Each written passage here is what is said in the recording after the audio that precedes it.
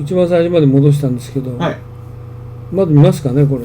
見ましょうよ。で、これ30分なんで、終われば前回のシティバナンでも続き見ましょう。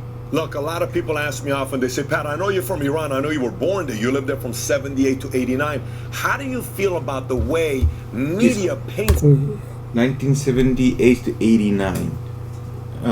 つまり生まれてから、彼78年生まれなんですね。彼、はい、じゃあパリ王朝が崩壊した年じゃん。78年、78年の10月かな。78年生まれなんですよ。で、78から89まで。ホメイニが革命を起こした年だね。そうですかね。でこれ後からそれいろいろ出てきますけれども、そうだから言いたいのは 10年間生まれてから子供幼少期はイランに住んでたのがこの。ということはアメリカに逃げたわけね。逃げたかは分かんないです。僕は逃げたとはそうで、だってイランは革命でさ、それまではアメリカとべったりだったんで、でその後革命が起こって、アメリカ大使館員が捕虜になって、そうでそういう関係でアメリカに関係した人みんなアメリカに逃げた。多分その関係かもしれないね。かもしれないです。私ちょっとなんか喋ると思うんで、一応これ聞いていきましょう。Iran to be, you know, there must be bad people. It must be just bombing all the time going on. How do you feel about the way they paint Iran out to be? But the reality is, for me, when someone asked me that question, I said, listen, I lived in Iran for 10 years. And I remember every time I watched the two channels that we had. U.S. is the evil empire. Death upon America. America's evil. All they care about is capitalism and money and greed and all this other stuff, right? But at the same time, for me, you know, I was born there. So for me, it's almost like, you know how parents get a divorce and you're in the middle? One says it's all your dad's fault. The other says it's all your mom's fault. Whose fault is it really? So today I'm going to take a completely different angle on how I view what's going on between U.S. and Iran, and we're going to go way back, and some of the stuff I talk about you're going to agree with, some of the stuff you're not going to agree with, some of the stuff may even upset you. But the reality is, if anything about this video makes you want to go research about what is going on with U.S., UK, and Iran, this video did its purpose. So here's what we're going to cover in today's episode. Number one is current Iran state of economy. How bad is it over there?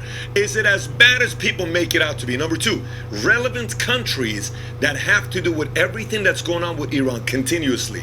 Then timeline, because a lot of times when we look at what's going on today, how do we get to where we are today? So we'll kind of roll back all the way back to 1908.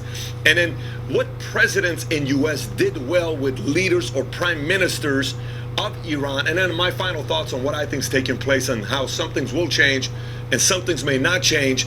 And the one thing you don't hear a lot of people talk about that keeps happening to Iran, and there's a reason for, we'll talk about that at the end of the episode. So let's get right into it. Current state of economy in Iran. Number one, unemployment rate currently for young Iranians is 27%, and those graduating from universities 40%. So that's not a good thing right there when you're looking at that, because people cannot find jobs. 今のって 27% の4割ってことですよね。違う。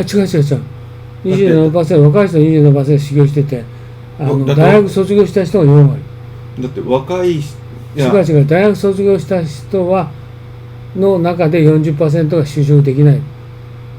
若い人全部は 27% 修行してて、大学卒業生は4割。だから要するに学歴のある若い人が仕事がないっていうのは、まあそういうことですね。そういうことですね。Especially the youth.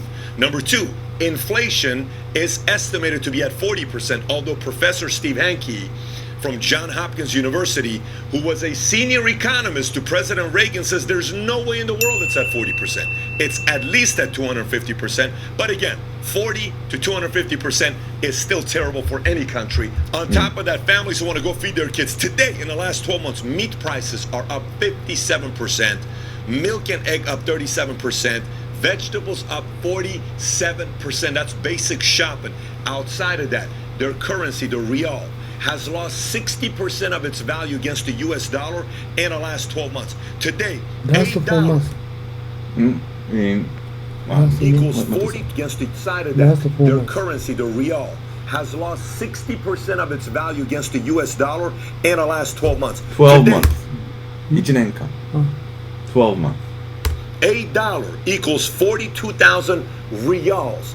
Some are even saying they're spending over 100,000 rials per dollar. And last but not least, in this category with oil, they've lost $10 billion of revenues in oil in the last 12 months. I'll give you some data for you to be thinking about it. From May of 2018 to October of 2018, comparing that 5-month run to November of 2018 to March of 2019, here's how many barrels they sold in the first 5 months versus the second 5 months. Ready? First 5 months to China, they were selling 590,000 barrels a day to China. The second 5 months, only 360,000. To India, 563,000 barrels per day to only 300,000. Japan was buying 149,000 barrels per day to 50,000. Taiwan was doing 32,000 barrels a day to 0. Turkey was doing 120,000 barrels a day to 73,000. Greece was doing 85,000 barrels a day to 0. And Italy was doing 121,000 barrels a day to 0. This is real stuff here. I mean, imagine you're selling a product and you're selling so much of it, all of a sudden everything flips nearly 50%, 80%. No one's ordering oils from you anymore. Why is that? So if Iran was a business, they're about to go out of business if they go out to space. I mean, you cannot go all of a sudden with all these customers are buying your products and suddenly 50%, 70% is down. This is not a good thing for a business, let alone a nation that needs to figure out a way to feed families and support and create jobs, right? But every time you see a story like this, you got to look behind closed doors to see who's pulling strings. Is there anybody that's influencing this? And here's some of the countries I want you to be thinking about. US, obviously, UK, Israel, Saudi Arabia, and then you got Russia, Venezuela, and Lebanon. Obviously, Lebanon, because Lebanon and Iran share a common enemy, which is Israel. An enemy of an enemy is a friend. So Israel is an enemy to Iran, and Israel is an enemy to Lebanon, which means they're allies. And I think in 2008, the president of Lebanon went to Tehran and struck a deal economically and military. And, you know, they both kind of have things that they like, right? So you got to kind of look at some of these countries. But let's go back in timeline and see how this whole thing came about. Obviously, there's certain things that are causing this. But let's go back to 1908. 1908, Anglo-Persian Oil Company gets started, right? People find that Iran's got some oil. Oh my gosh, what if? And, you know, every time this happens, money, opportunity, greed. We can get a hold of this. What if we can get some money here? And at that time, Iran doesn't have all the technology to be able to get the oil, and UK did. So they came in, we'll help you. But they struck a deal with them in 1914. They came in and they say, we'll help you, but we want to own 50% of all of it. Imagine, you are Iran. It's your country. It's your oil. But Britain strikes a deal with you to own 51% of it. And this is the whole Anglo-Persian Oil Company we're talking about, which later on, before they changed the name to BP, British Petroleum. You've heard about them, right? So that's 1914. Now, let's talk about some of the leaders. 1925 to 1941, Reza Khan, Reza Shah Pahlavi, who is Mohammad Reza Pahlavi's father, becomes the Shah of Iran from 1925 to 1941. Then in 1941, he appoints his son. His son becomes the Shah, and he stays from 1941 to 1979. This is very important to know why this is taking place from the father to the son. The father had a very strong military. He was a great general. He was a warrior, tough guy, would push people around. Everybody respected him from his military, you know, record that he had. And his son was a little bit different. His son spoke 6 or 7 languages. He was more of the better, well-spoken politician, a little bit gentler, a different kind of approach he had, but he was in his father's shadow. So he comes and takes over, right? Then in 1951, Mossadegh, who in Iran comes out and becomes the prime minister of Iran, he comes out and says, we got to nationalize this whole oil situation. Why are we giving it to Britain? Why are we giving him so much money? Britain gets upset, and similar to sanctions, Britain imposes embargo and halt exports, which is not really good because, again, Iran cannot make money because people are not buying products. And Mossadegh, to kind of make a comparison of who Mossadegh, what money. At that time, Iran doesn't have all the technology to be. 当時こういうことですよね。でもだからさ、イランが自分で石油やってる時はさ、ノウハウ持ってないから。イランが自分で石油をやれてないんですよ。